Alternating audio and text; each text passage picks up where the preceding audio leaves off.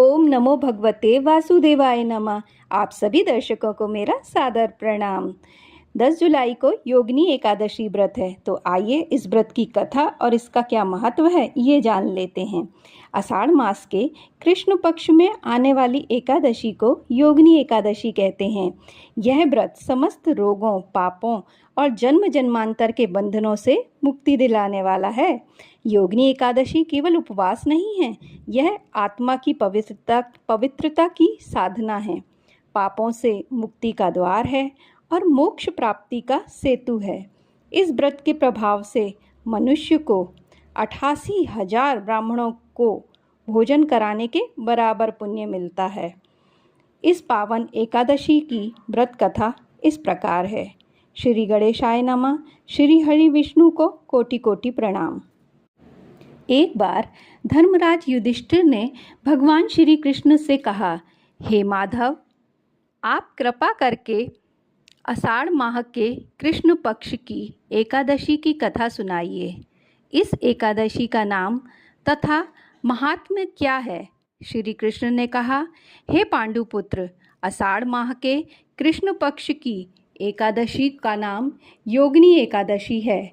इसके व्रत से सभी पाप नष्ट हो जाते हैं। हे धर्मराज, तुम्हें मैं पुराणों में कही हुई कथा सुनाता हूँ। कुबेर नाम का एक राजा अलकापुरी नाम की अति सुंदर नगर में राज्य करता था। वह बड़ा ही शिव भक्त था।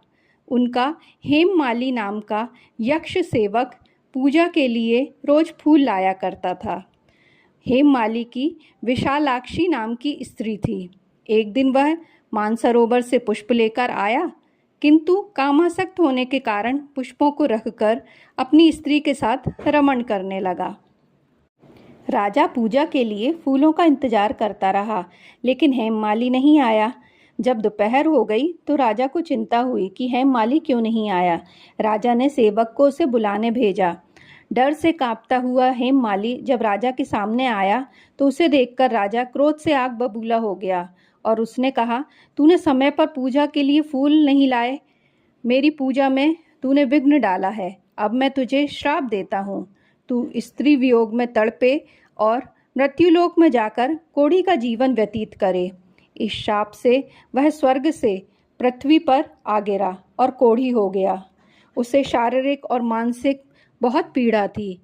वह हिमालय पर्वत की तरफ चल पड़ा। रास्ते में उसने मार्केंड ऋषि का आश्रम देखा।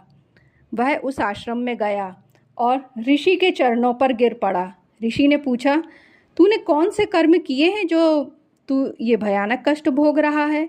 हेममाली ने संपूर्ण वृतांत कह सुनाया। ऋषि ने कहा, तुम दुखी मत हो, मैं तेरे उद्धार के लिए एक व्रत बताता हूँ। तुम आषाढ़ माह के कृष्ण पक्ष की योगिनी एकादशी का व्रत करो, तुम्हारे सभी पाप उससे नष्ट हो जाएंगे। हेममाली ने ऋषि के कहे अनुसार विधि विधान से व्रत रखा और चमत्कार हो गया। व्रत के प्रभाव से उसके शरीर का कोढ़ रोग समाप्त हो गया और वह पहले जैसा स्वस्थ होकर सुखपूर्वक रहने लगा।